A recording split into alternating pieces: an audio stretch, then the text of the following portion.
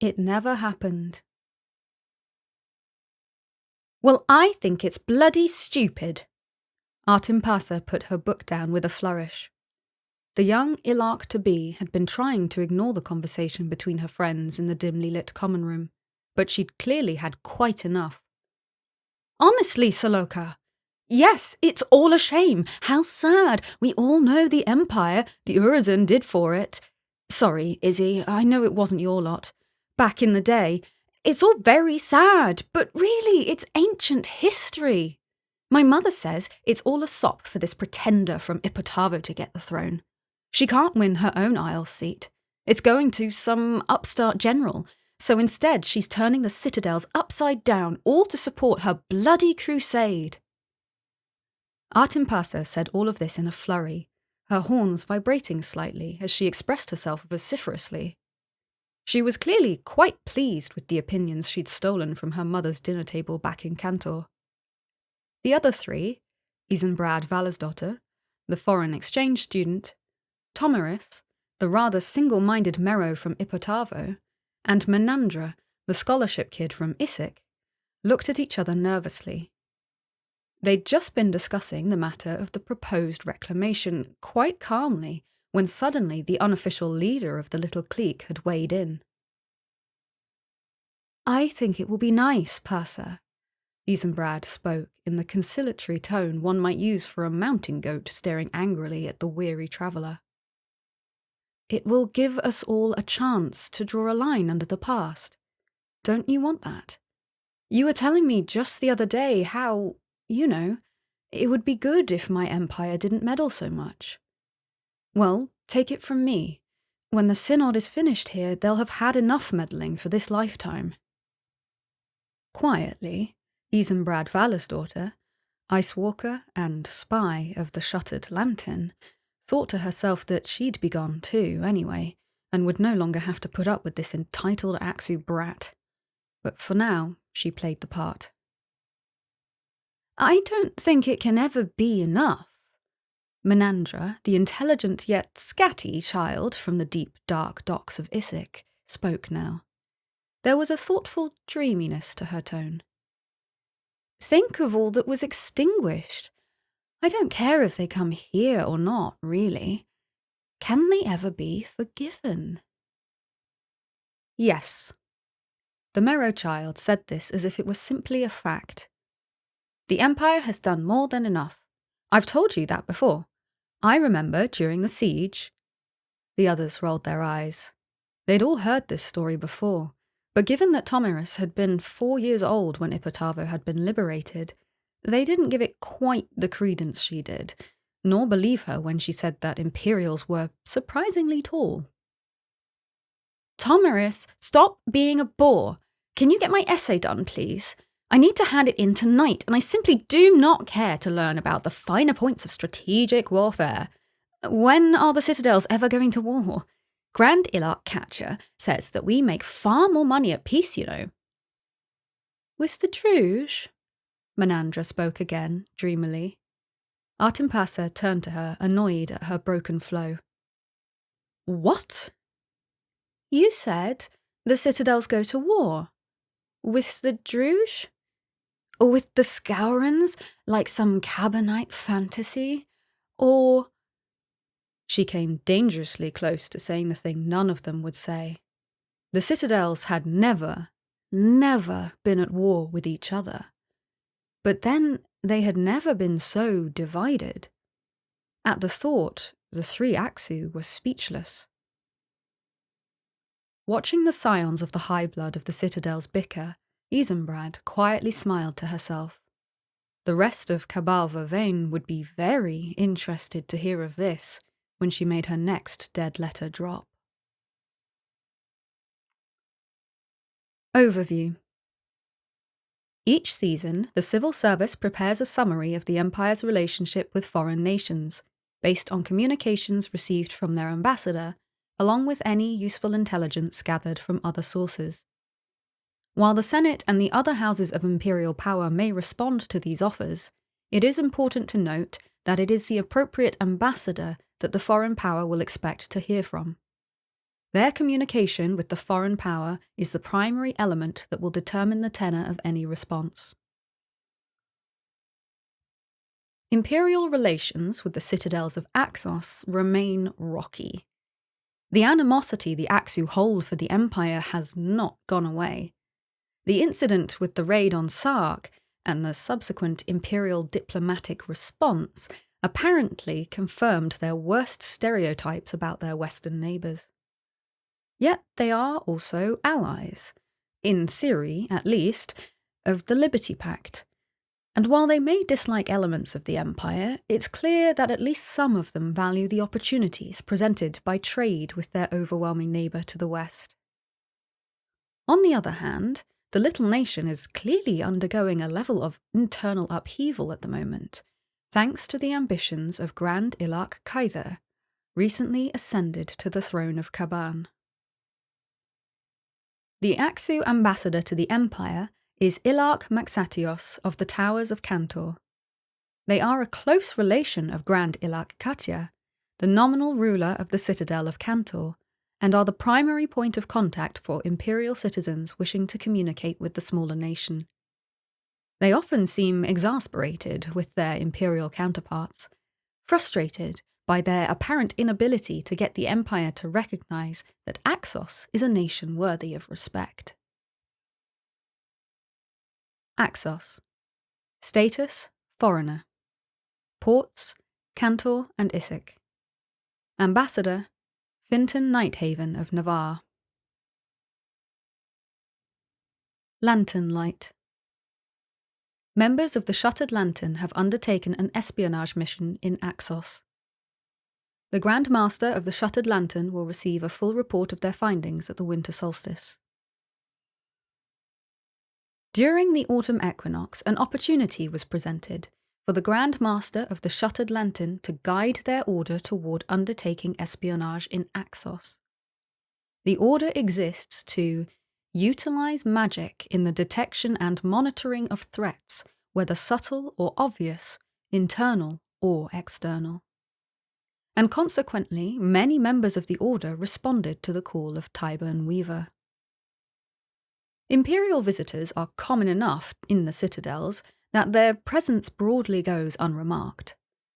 The visiting Shuttered Lantern magicians still need to employ the subtlety and cunning that is the hallmark of their order as they investigate the political situation in Axos. Some arrive in the guise of merchants, travelling with imperial captains visiting the citadels. A few pretend to be tourists interested in seeing the citadels. A number arrive as interested students and scholars. The exchange program, initiated by Mistress Isophania 3 years ago, provides excellent cover for poking around Axos. The investigation particularly focuses on the growing influence of Grand Ilak Kaiser of Kaban and Theodosia of Ipatavo, but there is also time to assess the citadels and their leaders, and gain some insight into the internal politics of Axos. The reports of the clever magicians are collected and collated by other members of the Order, and a full report is to be delivered to the Grand Master at the winter solstice. With so many magicians involved, however, it's inevitable that some of what they discover will filter through to become general knowledge after the solstice. Out of character note. We plan to update the Axos page on the wiki in light of this information, but parts of it are likely to remain secret for the time being. Participation. Any member of the Shuttered Lantern is encouraged to roleplay that they took part in this espionage effort in Axos. Reading the Axos page and the more detailed Tarunail in Axos historical research report should provide plenty of inspiration for creating stories of visiting the nation. The effort is divided into 5 cabals, loosely cooperating bands of magicians, each focusing on exploring the politics of one of the active citadels. Any member of the Order who emailed plot@profounddecisions.co.uk before Friday the 18th of April will have indicated that they supported one of the cabals, and at the event will gain a copy of the report for that citadel in their pack. This option was only available to magicians who are voting members of the Shuttered Lantern. That is, they bear the arcane mark of the Order. Other characters can roleplay they were involved, but will not receive a copy of any part of the report. Also, please bear in mind that while you might roleplay you were involved in several citadels, you could only have requested one report. The 5 cabals and the citadel they were assigned to explore are Cabal Bladeroot, assigned to the tunnels of Caban; Cabal Marrowwort, assigned to the chambers of Issyk; Cabal Mazarine, assigned to the gates of Ipotavo; Cabal Roseweald, assigned to the towers of Cantor; and Cabal Vervain, assigned to the halls of Maikop. Understanding.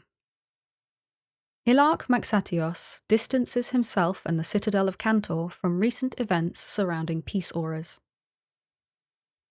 Ilark Maxatios is cautious about words of appreciation and encouragement from the ambassador with regard to the visit of a priest from Theodosia's faction. This was, after all, something that the Empire requested, rather than something Maxatios's office offered. While the people of Axos share a belief about the malignancy of the Creator, the true purpose of the Labyrinth, and the role of the Empire's priests as servants of evil, there is nothing to mirror the Imperial Synod in the citadels. Individual sects draw on spiritual forces, but they are as likely to be rivals as allies, and there is no single body that represents the priests. Sects tend to the spiritual needs of those who choose to listen to their particular philosophy, but many Axu see no need for priests to serve as intermediaries between themselves and their understanding of the world and the horrors that wait beyond death. While Theodosia and her faction seem to want to unify the sects of Axos, reading between the lines, Maxatios believes it is a fool's errand. There is no sign that the Grand Ilarks as a whole support such moves, although nobody is openly opposing it until they get a better handle on what the new Grand Ilark of Caban, Kaida Deianira, intends. But Maxatios is at pains to emphasize that whatever has happened in the Empire, it is a matter for priests and sects, and no business of the Grand Ilarks. Grand Ilark Katya of Cantor, in particular, considers the whole business distasteful and an unsubtle, risky attempt to attack the Imperial Synod by a fanatic priest. How many of the other Grand Ilarks share this view, and how much it is based around Cantor's concern for their own political power, is not clear. You can learn more about the consequences surrounding the peace auras in the A Little Understanding Wind of Fortune. The final enemy is death. Successes of imperial physics treating desperate patients have attracted some interest in Axos. The death of Phoebe of Ipotavo during their visit to the Empire has had tragic consequences. General Dancia Terakos of Ipotavo is interested in hearing from League generals. During the autumn equinox, a wealthy Axu merchant named Demetrius Aristion came to Anvil to gain access to what they described as the superior medical knowledge of imperial physics. They brought 3 patients with them, each with medical complaints that Axu sorcery and medicine were unable or unwilling to treat. 2 of the patients were successfully treated, but the third, young Phoebe of Ipotavo, tragically passed away, despite treatment by Dr. Tiberius, who Finton describes as potentially the Empire's greatest physic, in a letter to his counterpart about the incident. The Imperial ambassador offered reassurance that Phoebe did not suffer, and that in the end they received the benefits of unwound coil, a powerful analgesic used by Axu physicians. Ilark Maxatios is grateful for the report and has passed on the details to Phoebe's family. Unfortunately, this tragic tale has not finished unfolding. On hearing of the death of their heir, Grand Ilak Adonai of Ipatavo suffered a nervous collapse from which they did not recover. It is anticipated that one General Dancia Terikos will ultimately succeed Adonai as leader of the powerful citadel of Ipatavo. Some imperial mercenary captains may remember her as one of the leaders of the defence of Ipatavo from the Druge, and ultimately the campaign that freed Kaban from the Orcs of the Malum. She is believed to be particularly pro-empire in her attitudes. In particular, she is interested in the story of Holberg, the greatest city in the empire. Like Ipatavo, Holberg weathered the attacks of the Druge and resisted all their malice. As a survivor of a vicious Druge siege, General Dancia apparently feels a certain fellow feeling with the people of Holberg. Having been apprised by Bernhard Kleist von Enneland of the upcoming celebrations for the 250-year anniversary of the city joining the League, she had initially intended to attend in person. Unfortunately, her plans have fallen through. Now is not the time for one who would take the reins of power in Ipatavo to leave the citadel, or to deprive themselves of trusted lieutenants. She is, however, keen to hear from any of the League generals, but especially the general of the Towerjacks. As such, she has asked Ilak Maxatios to assure the League generals, or former generals for that matter, that if they are prepared to send her a winged messenger about their plans with regard to the Malum, she will give serious consideration to the part that Axos, or Ipatavo at least, can play in those plans. She will not share the plans with anyone, even her closest counsellors. She hopes that the generals will accept her assurance, which she swears by the throne of Ipatavo and by the memory of General Tanwin Ankarian, and all others who, since the Ipatavo campaign, have passed into the clutch of death. She does, however, want to manage expectations.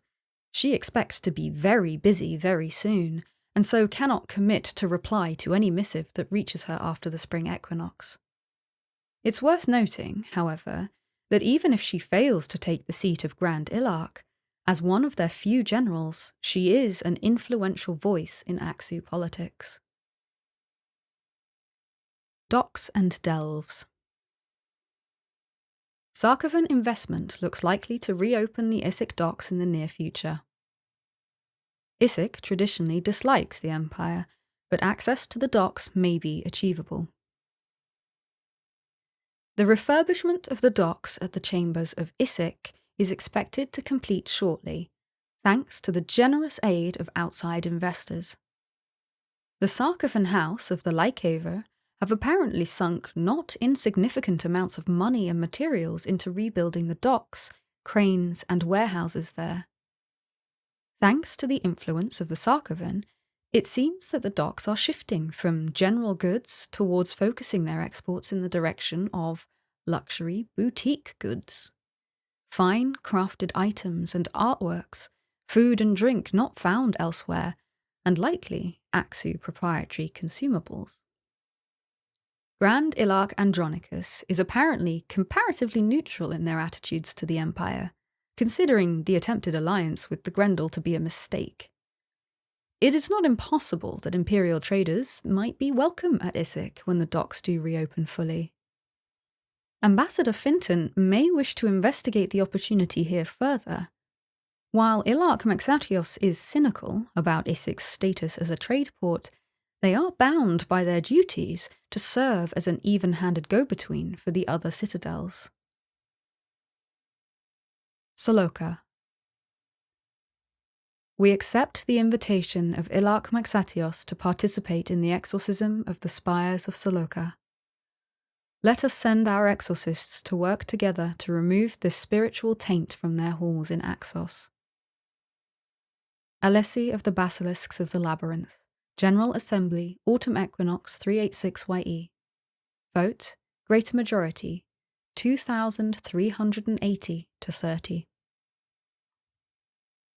Saloka was once a great city and now lies in ruins. None alive know how the calamity occurred. All we know is that the ruin is haunted by many souls now unable to pass through to the labyrinth. These souls trapped within the mortal world are anathema to the way and should be free to traverse the labyrinth and be reborn. We accept the invitation from Ilak Maxatios to help free the souls trapped within the ruins of Saloka. Maria y Espiri Iguera, Assembly of the Way, Autumn Equinox 386YE. Vote, Greater Majority, 259 to 0. Last season, the Imperial Synod discussed a grassroots proposal from Axos to reclaim the ruins of the haunted spires of Saloka. The Axu have always claimed that the fall of the citadel during the reign of Emperor Nikovar was a result of an Imperial attack. Indeed, Axos even tried to invade Spiral in retaliation. This time, though, there is an offer for Imperial priests to come to Axos and aid with the laborious undertaking of trying to lay to rest the crazed ghosts haunting the city and remove the taint of madness that hangs over the place. The Imperial Synod discussed the matter, and 2 statements were upheld with a greater majority supporting a joint endeavour, one in the Assembly of the Way and the other in the General Assembly. With both assemblies supporting the project, it seems likely that it will be a simple matter to raise the large amount of liao needed. Axos is a nation that regularly confronts problems caused by restless spirits, and so many Axu priests and even a few secular professionals are versed in the art of exorcism. The idea of reclaiming Saloka has remained a vain ambition until very recently, when it appears someone in Axos has gained access to a significant amount of liao. The leaders of the Saloka reclamation movement are keen to welcome Imperial priests, partly because they know they will bring significant amounts of liao with them, a substance that is cheaper and less dangerous to use than the bone dust the Axu rely on. There is also an element of Imperial priests making amends by helping to undo what many Axu believe they did in the first place. Reports from visitors to Axos suggest that Theodosia of Ipatavo is a major supporter of the project, but that it is not proving universally popular. The Halls of Maikop, in particular, are refusing to participate and have strongly encouraged none of their citizens to get involved. Grand Ilak Kelaparia has made a rare public intervention there, publicly denouncing Theodosia and her movement. There is also little support in Cantor, although that is balanced out by a large amount of enthusiasm from Ipatavo. Imperial priests may be in a position to take up the slack and contribute significantly to the success of the project. Cleansing the ruins. The General Assembly can pass a mandate to reassure Imperial priests who wish to support Saloka. If the mandate is passed, every congregation will have a new preaching option after the winter solstice. If 40 congregations support the project, Saloka will be cleansed of the worst ghosts and hauntings. Any congregation that chooses this option will gain no liao. The General Assembly can pass the following mandate. These souls trapped in Saloka are anathema to the way, and should be free to traverse the labyrinth and be reborn. We send named priest with 25 doses of liao to encourage Imperial priests to support the exorcists of Axos in cleansing the haunted ruin of its taint. The need to help these trapped souls to reach the labyrinth outweighs the risks of cooperating with the blasphemous and heretical priests of Axos. Synod Mandate, General Assembly. If the mandate is passed, it will provide an opportunity for Imperial priests to play a part in the cleansing of the fallen ruins of Saloka. Following the winter solstice, anyone with a congregation will be able to select from an additional preaching option, support Saloka. This will not change the virtue assembly the priest is part of. they will remain in the assembly they are already members of, as determined by their last preaching action, or their dedication. While exorcists are very much in demand in Saloka, anyone who has ability with Liao ceremonies has something to contribute. Even purely political priests can aid the project by organising and supporting their peers. Preaching in support of the project may mean travelling to Axos, but it is also possible to roleplay other ways of supporting the project. It may mean that some of the more devout members of a congregation make the journey, that they raise money to arrange passage for priests by selling Liao, or that they provide Liao for other priests to use. Significant amounts of Liao are needed to remove the ghostly taint and lingering hauntings in the city. There are more angry spirits in one place than anyone has ever encountered. Consequently, those priests who support Saloka will receive no Liao from their congregation at the spring equinox. It will be assumed to have been used up creating auras, contributing to ceremonies, donated to the cause, or supporting congregation members who journey to Axos. The number of votes in the synod will not be affected. Neither will additional votes or Liao provided by great works, imperial titles, or enchantments. If at least 40 imperial congregations preach in support of Saloka, the project will be a success. The worst of the ghosts and hauntings will be removed. The people of Axos, regardless of what they think of the Imperial Synod, will see the Empire making amends and offering aid to their neighbours in the East. This will go some way toward improving relations with the nation as a whole, assuming nothing else happens to anger the Axu again, laying to rest the spectre of the attack on Sark and other, more recent insults. If fewer congregations choose to support the project, Saloka will still eventually be cleansed, but it will take longer, and the bulk of the effort will come from the Axu sects. Whatever contribution the Empire makes will be noted and welcome, but it will not be significant enough to do much to improve diplomatic relations. There are, however, other implications for this mandate. A nest of vipers. Any priest who preaches in support of Saloka will have the option to become dedicated to one of 3 malign spiritual presences. Taking advantage of this opportunity is likely to constitute a criminal act if uncovered. As Ilarch Mexatios has already pointed out, there is no equivalent of an imperial synod in Axos. Rather, there are sects, each of whom typically embraces 2 or 3 spiritual forces, a combination of virtues and malign spiritual presences. Some of those priests will resent the presence of imperial priests. Others will see an opportunity to preach their own creed of the malign creator and the tyranny of death. There is no taboo in Axos against using religious ceremonies to share spiritual power with others, and the priests at Saloka are even more likely than the norm to want to spread understanding. There are 3 sects particularly interested in imperial priests. The unbound disciples of Kaban, who preach self-determination as a path to personal power, combining elements of ambition and freedom. The blessed of true judgment, who preach the importance of remembering the past and applying its lessons to the future, who weave auras of insight, judgment, and certainty. And of course, Theodosia of Ipatavo's own followers, now calling themselves the scholars of the searching soul, who preach a combination of vigilance, wisdom, and understanding. These sects are likely to seek out imperial priests to proselytize, seek greater understanding, discuss the fall of Saloka, and perhaps enlist them as willing allies. Any priest who preaches in support of Saloka can email plot@profouндecisions.co.uk before the end of downtime and pick one of the 3 sects with which their character has found some sort of common ground.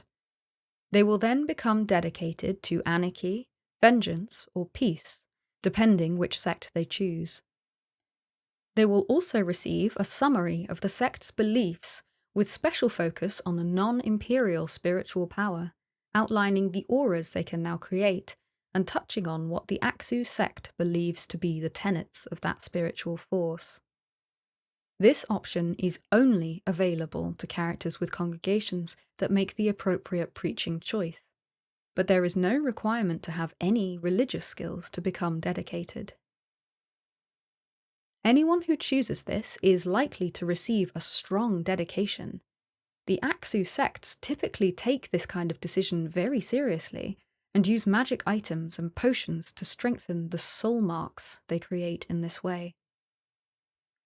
Obviously, dedication could be hidden by powers such as those offered by Shadow Crow Infusion or the Shackles of the Unvirtuous, use of the latter being a crime all by itself, and membership of a virtue assembly is not dependent on dedication. While a priest could contribute an alternative mandate to try and minimize the chance of anyone taking up the offer of the heretical and blasphemous sects, it isn't possible for them to remove that option from those going to Saloka. There is one obvious alternative, but it is not without its own complications. Seek out falsehood. The Vigilance Assembly could enact a mandate to encourage priests to find out more about the Axos sects. These priests would contribute nothing to the efforts to purge the ruins. Any priest taking this action will be in the Vigilance Assembly next season. If 15 priests take this action, then they will gain information on the sects and their beliefs. If 30 priests take this action, then they will discover the truth of what happened to Saloka. Characters choosing this option will gain no liao from their preaching. The Vigilance Assembly has several times demonstrated their role as guardians of the faithful, most recently in their condemnation of those accepting auras of peace. They have also proved willing to use tools such as the Silent Bell or the War of Whispers to keep an eye on potential threats. Many dedicates of Vigilance are full of energy and enthusiasm at the moment, not least due to the recent true consecrations of shrines dedicated to Major Benson and Berechiah. By invoking the tenets of Vigilance, the Assembly could mitigate some of the challenges of visiting Saloka, or take this opportunity to learn more about enemy sects. There are 2 mandates available, and they are not in competition. Major Benson knew that the reward for a good job is more work, and his inspiration teaches us to be alert to danger before it strikes. We send named priest with 25 doses of liao to urge people to learn more about the sects of Axos and the ruins of Saloka. Synod Mandate, Vigilance Assembly. If this mandate is enacted, it creates an additional preaching action after the winter solstice. Preach vigilance by studying Saloka. Anyone who chooses this preaching action is preaching vigilance with a specific focus on encouraging people to travel to Saloka to study Axos and the ruins. This means that they will be part of the Vigilance Assembly at the spring equinox, and will remain so until they take a different downtime preaching action next season. Any Imperial citizen who holds a title that requires them to be a member of a different virtue assembly would automatically lose their position. Those who choose this option may be travelling to Saloka personally or offer to support in other ways. If at least 15 congregations take this action, then it will provide insight into the nature of the 3 main sects operating there. If at least 30 congregations take this action, then they will be able to uncover the truth behind what happened at Saloka. If enough characters support the action, then all the characters who chose this option will receive a report at the spring equinox, detailing the nature and beliefs of the 3 main sects, and additional information about the history of Saloka and how it came to be ruined. They will, however, receive no liao from their congregation in the same way as those who chose to support Saloka. Liao that is used for ceremonies, such as insight to evaluate spirits, or anointing and consecration to resist the dark spirits of the ruined city. The congregations that choose this option will not count toward the minimum needed to help with the cleansing of Saloka. You watch over. The Vigilance Assembly could enact a mandate to encourage priests to watch over the other priests who travel to Saloka. These priests would contribute nothing to the efforts to purge the ruins. Any priest taking this action will be in the Vigilance Assembly next season. If 20 priests take this action, then they will gain a list of all citizens who encourage their congregation to engage with Saloka. Characters choosing this option will gain no liao from their preaching. The Vigilance Assembly could also choose to keep an eye on their fellow priests, using the following mandate. Berechiah saw the wickedness that lurked like a canker in beating hearts. His inspiration teaches us that the facade of righteousness is often cracked. We send named priest with 25 doses of liao to watch those travelling to Saloka and make a full accounting of them so that we might uncover those who embrace wickedness. Synod Mandate, Vigilance Assembly. The cynical exemplar Berechiah was a proponent of allowing people enough chain to manacle their own wrists. Reflecting this attitude, the Vigilance Assembly might simply watch who goes to Saloka. This would create a different preaching option. Preach vigilance, watch Saloka. Any congregation where this was preached would become engaged in Saloka, but keep their eyes on their fellow Imperials, rather than worrying about ghosts or Aksu sects. They would also become part of the Vigilance Assembly. Preaching the importance of guarding Imperial citizens requires an emphasis on the virtue of vigilance. These congregations would gain no liao, but if at least 20 congregations took part, they would compile a list of every congregation that supported action in Saloka.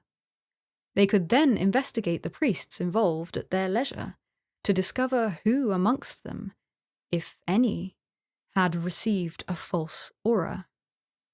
The innocent would have nothing to fear.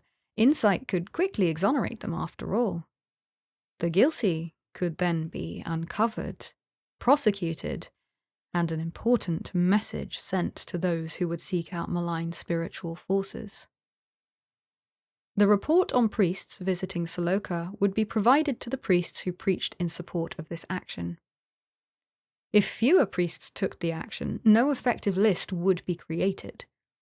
The list would not differentiate the precise preaching action involved. Those who chose support Saloka, study Saloka, or watch Saloka would all show up the same. As with the other vigilance mandate, congregations watching Saloka will not count toward the minimum number needed to complete the project. Preaching and assembly. Preaching actions are used to define which virtue assembly a synod member is part of. Most are tied to a specific virtue. The support Saloka action is an uncommon exception because any imperial virtue might inspire preaching relating to freeing souls. The study Saloka and watch Saloka options change your assembly to vigilance, however. It is very important to be aware of this effect if you have a title that requires you to be a member of a specific assembly. Characters are automatically removed from titles that they no longer qualify for, so a cardinal or gatekeeper who uses a preach action that changes their assembly will lose their position. It's also important to be aware that changing to a different assembly means taking a different preaching action in the downtime following the next event. If you choose a vigilance preaching option, you will be part of the Vigilance Assembly for the next event you'd attend. Mandate conflicts. The two mandates of the Vigilance Assembly are not in opposition. The Assembly could pass them both. If the Vigilance Assembly enact one or more of their mandates, but the General Assembly do not urge priests to go to Saloka, then no liao will be used. None of these mandates will affect Urizen or Varushka congregations, unless the mandate receives a greater majority. In the event that the General Assembly does not enact a mandate to encourage action in Saloka, but the Vigilance Assembly does, then the priests chosen to enact any vigilance mandates will not expend any liao. None of these mandates will allow congregations in Urizen or Varushka to take part in the Saloka project unless they achieve a greater majority. This is due to the ongoing effects in those two nations.